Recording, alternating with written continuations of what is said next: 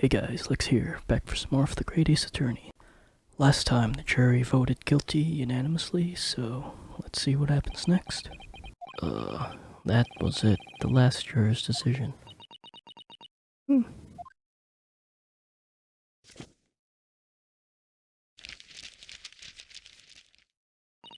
According to this Encyclopedia of British Law, when all members of the jury have concluded the defendant is guilty, court proceedings are suspended and the presiding judge will deliver the final verdict and sentence.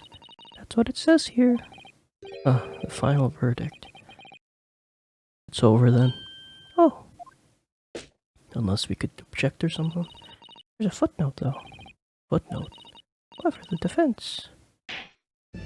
All 6 members of the jury are now in agreement in this case.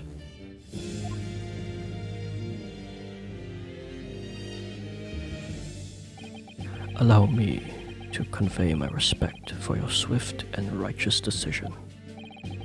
According to the laws of the country, I will now conclude the trial by delivering my final verdict. I trust that there are no objections. Object! Mrs. Sato, just tell me one thing. Oh, yes? You were in the middle of saying something before. A footnote in your Encyclopedia of British Law. However, the defense...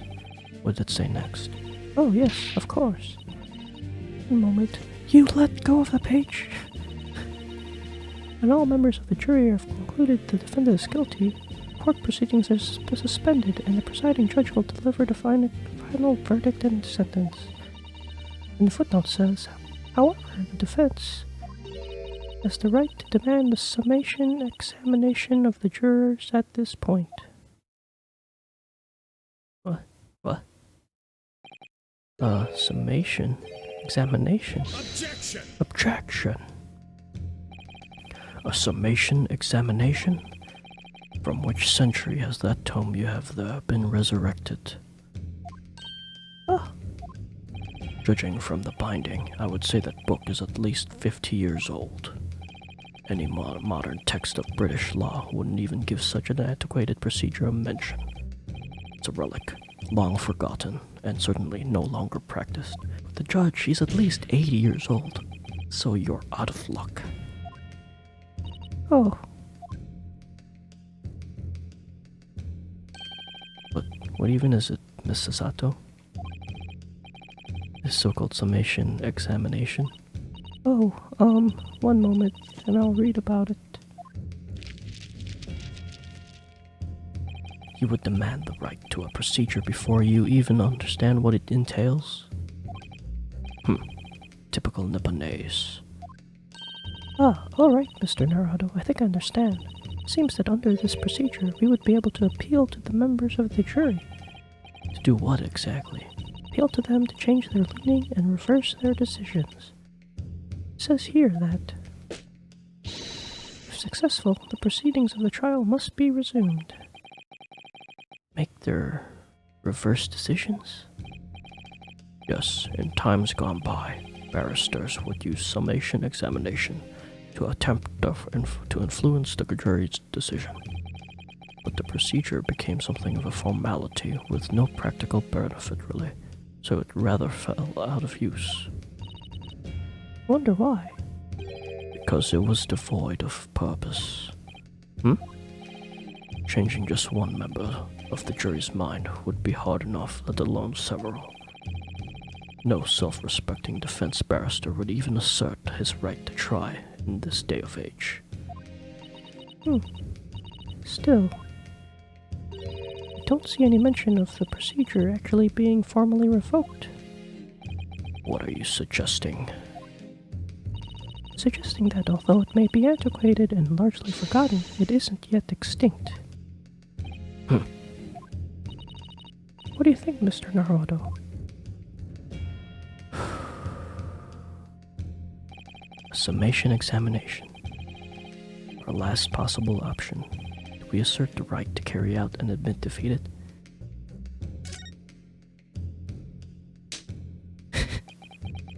Mr.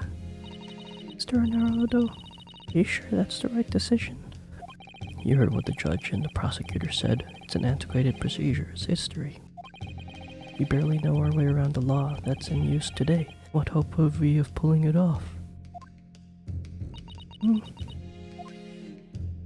Perhaps what we don't know can work to our advantage. Sorry.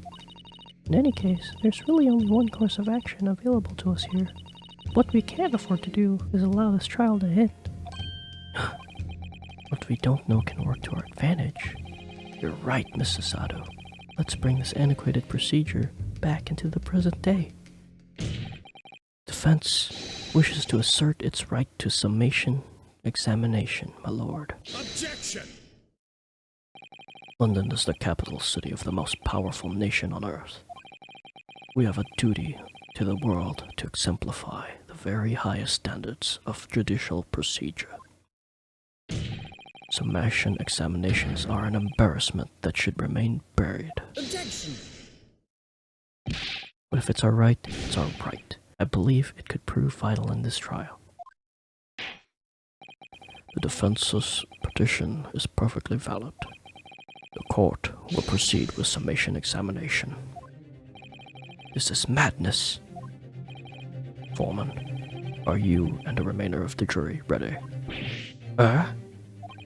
Well, I'm not, there was no mention of this in the letter I received, you see, so all members of the jury will be asked to explain on what grounds they have reached their decision. On what grounds? You must justify your decisions and explain why you believed the defendant to be guilty. Oh, well, my lord, you're rather putting us on the spot. This is most irregular. No mention of this was made before. I really don't hold all this justifying luck. That seems to have thrown the jurors off. It seems none of them have ever experienced this before. Alright then, summation examination. Defense procedure no practicing lawyer has attempted for years, is it? Well, just maybe. It might be the opportunity we've been looking for to turn this trial around. So be it then, ladies and gentlemen of the jury. The court hereby calls upon you to state the grounds on which you find the defendant Magnus McGilted guilty of this most heinous crime.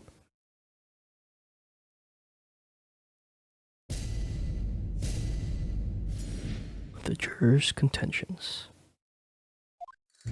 There was no one else inside the carriage at the time, so it has to have been him.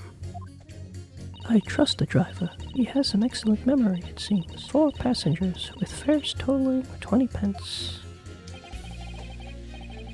He stuck the chap next to him just like this. Brazen, I must say. Absolutely brazen. I have simply typed and collated all the statements made thus far and drawn the logical conclusion. You could trust our guild. Fair fares is our motto. We haven't raised prices above 4 pence for years. 4 pence, 20 total. So there's 5 people in there.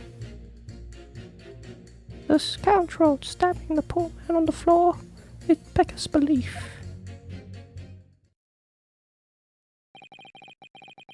Starting to wish I hadn't pushed for this now.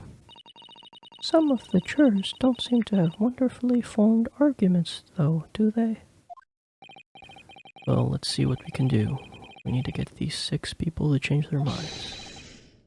I have to throw everything I can at them, and use some very persuasive language. Just a moment, Mr. Naruto. According to my book, that's not quite how it works. Oh? I was going to have to thaw their icy minds with some heartwarming rhetoric about the defendant. Unfortunately, once the jurors have decided the defendant is guilty, they're unlikely to heed anything the defense says. But by then, they've reached their conclusions by their own reasoning, you see. Your pleas will sound like excuses. In fact, it will recoil on you. The more you try to persuade them, the more entrenched they may become. Then what on earth am I supposed to do? Oh dear, I'm just citing what I read on the British law, Mr. Naruto. You're right, I'm sorry. Do you have any idea how to make this work then? Well, from what I can understand, the key to this procedure is using the jurors' own words to make your arguments. What do you mean? Well, 6 members of the jury are randomly selected members of the public. They may appear to present a united front, but the truth is, they are completely strangers who just happen to find themselves here in the courtroom together. And that's the way to break them down, you mean? Yes, exactly. Must listen very carefully to what each member of the jury says, and see if we can identify any contradictory statements. If we can, we then contrast the statements and pit the corresponding jurors against each other. I see. So it's contradictions in what 2 or more jurors say that we're looking for. 4 pence and 20 total. In a way, then, this is similar to a regular cross-examination. Oh, yes, I suppose you're right. Find contradictions in their statements and pit the jurors against one another to break them down. Alright, I might be able to pull this off. No, that's not right. I have to pull this off. Oops. Can we start the proceedings, counsel? I would ask you to take stand for this. I'm expecting a clear and concise rebuttal. Yes, my lord.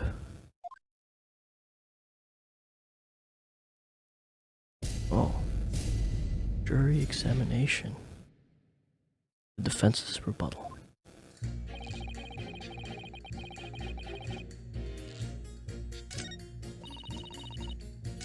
£20. How do we do it? Do we just pit?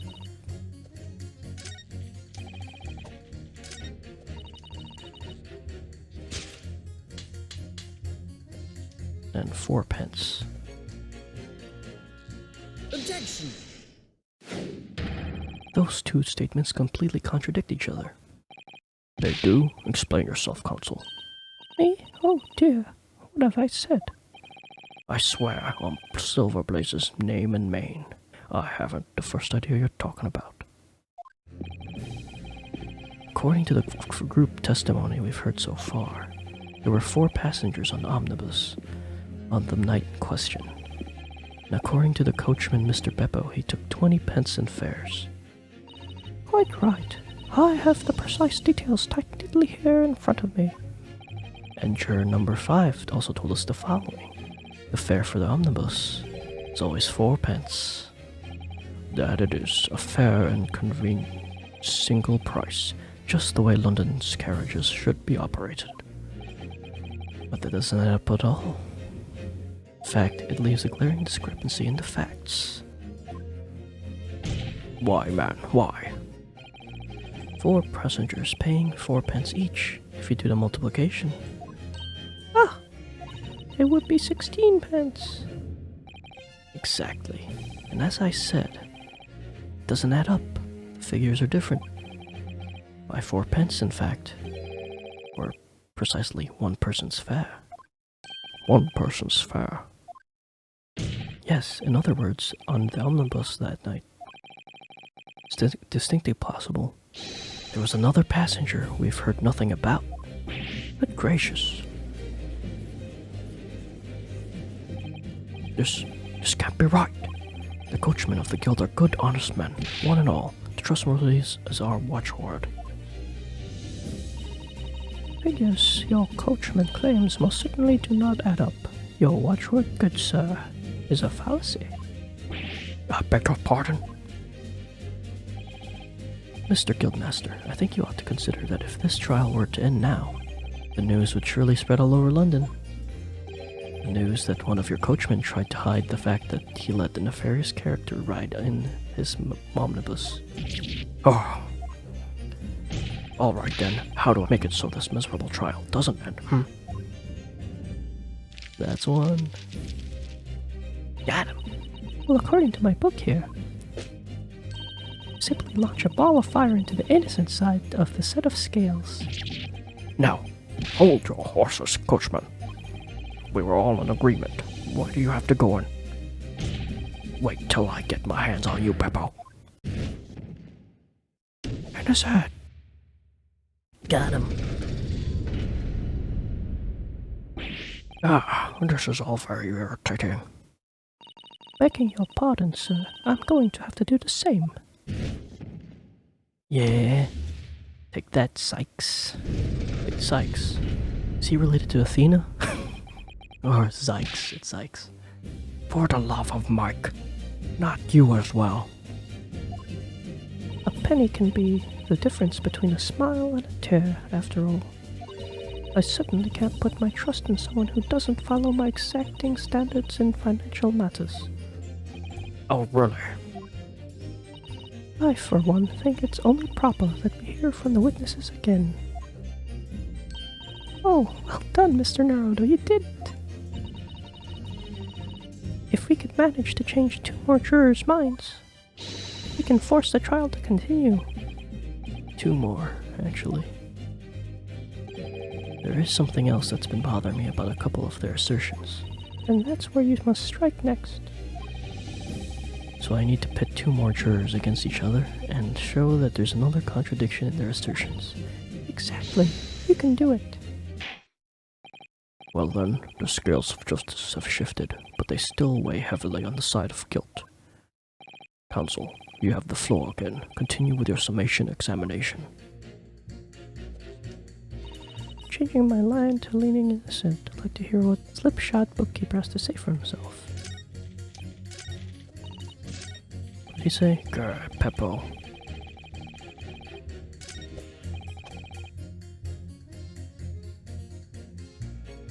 Controls on the floor.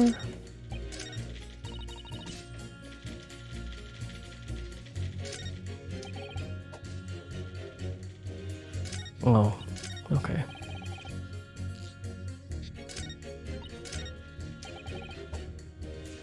Wait a minute.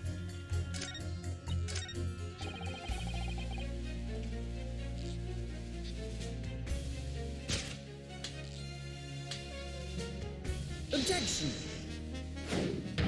Those 2 statements clearly contradict each other. Hold it. Oh. So it was the floor thing then. Whoops.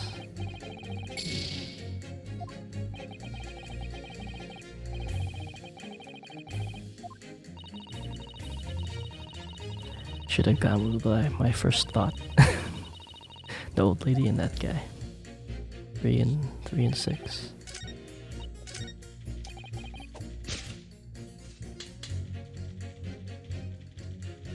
Objection. Those two statements are completely contradictory. What? Explain, counsel, post haste. Oh dearie me, I was only knitting a jumper for my other half. What's all this claptrap? What does contradictory even mean, I ask you? We've heard from more than one witness that they allegedly saw the actual moment when the defendant stabbed the victim. Now, out of curiosity, juror number 3. What? Can't you see I'm busy here? How would you say the defendant stabbed the victim? What sort of motion was it? Ha! Want to test me, do ya? It was like this. Stuck the fellow next to him without even getting up, just like the prim banker said. Yes, that was Mr. Fairplay's testimony quite true. Now then, juror number 6. Oh, is that me? What can I do for you, young man? How would you say the defendant stabbed the victim, madam? Oh, well, dear, as far as I understand it, was like this. He stabbed the poor man after he'd collapsed on the floor, the coachman said so. Now don't move. Take a look at those 2 jurors. He stuck the fellow next to him without even getting up. And he stabbed him on the poor man after he'd collapsed on the floor. Well, I never. They're stabbing in totally different directions. What? Well, bless my stitches. What a muddle. Well, this tells us is that there's a strong possibility one of the witnesses isn't telling the truth. Oh, But why? Why the dickens would they lie? I don't know that yet, but what I do know is that if the trial ends at this point, we may never find out. We may never know the real truth. Ladies and gentlemen of the jury, can you really let that happen in all good conscience? lies, you say? Oh, dearie me. I can't abide to people telling lies. Yeah. Balanced. The scales. I don't believe it. Hold it. Wait! Now bear this, my fellow jurors. I warn you, you cannot listen to this man. Look at him, in his black suit. He's clearly some devious Eastern sorcerer using magic on all of us all. If I could use magic, do you think I'd be putting myself through this? Answer me this, dark jinx. Me? What exactly is the problem? What of it if the two witnesses have slightly different recollections of events? What of it? Let's say the Shylock did stab the victim as he was sat next to him on the nose. And this young dandy saw him do it. And now let's say the victim collapsed on the floor and the Shylock stabbed him again. And this lady saw him do it. Well, what's to say that didn't happen, Well, who are you calling? Who are you calling a dandy, sir? Why, I should take this knife to you. Why are you calling old? Why, I should take this needle to you. They're ready to kill each other now. Good. But could the foreman of the jury be right? No. The two witnesses two different testimony? It's out of the question. Because of the autopsy. Or the post-mortem or whatever. Unfortunately, Mr. Foreman. What is it, you dark jinx? Come on with it. What you're suggesting is impossible. It's out of the question. Oh. What are you talking about, man? How could you possibly say that? You do realize I'm only doing my job. As foreman of the jury, I have a responsibility to steer everyone in the right direction. So, where's your evidence, man? That's what we want to see. I say, the two witnesses saw two different moments of the same crime. If you say that's out of the question, show me proof. Looks like the only way I'm going to convince him is to present him with something that can't dismiss. Some irrefutable, hard evidence. As you wish. What? I'll give you proof. It's out of the question that two witnesses saw two different motions of the same crime as proven by autopsy. This is the victim's autopsy report. According to what's written here, Mr. Mason was stabbed in the abdomen only once. Only once? It's quite simple. The victim was stabbed precisely one time. Which means these witnesses can't possibly have seen it happen 2 different times. Alright, I concede defeat. Yeah.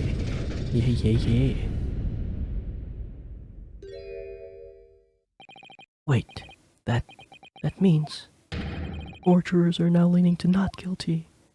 We've done it, Mr. Naruto. We've won.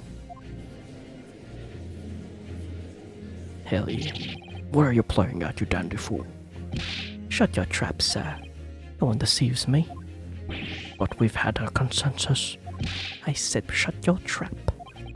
I know a liar when I see one, and if the chap ever dares to cross the threshold of my shop, I'll take this sharp razor blade and shave every last hair off his head.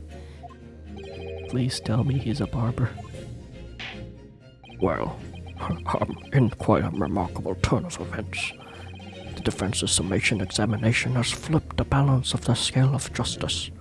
The jurors now stand 2 for guilty and 4 for not guilty. Accordingly, there is no longer a large enough majority among the jury for me to adjudicate, and the trial must continue. I hereby ask the defense, prosecutor, and witness to return to their places, and I call upon you to continue to pursue the truth.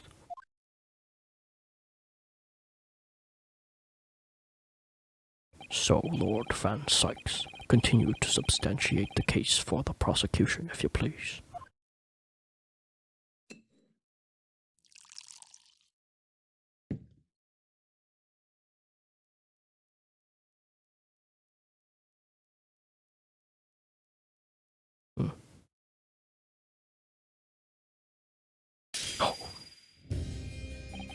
Having savored the rich aroma of the carmine contents of this hallowed chalice, it may seem crass to crush it to dust.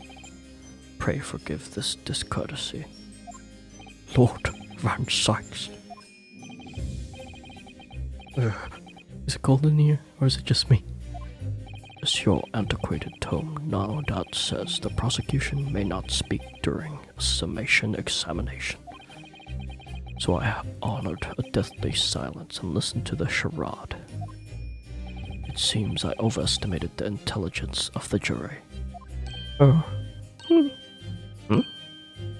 Well, no matter. There's nothing so hard to prove as self-evident truth, it would seem. No, and why else would we grace the courtroom with our presence after all? So, let us proceed to the next round of battle. Oh. Bring forth the witnesses once more. Alright guys, I think I'll end the episode here, and we'll continue the trial next time. So don't forget to rate, comment, subscribe. Thanks for watching. Bye.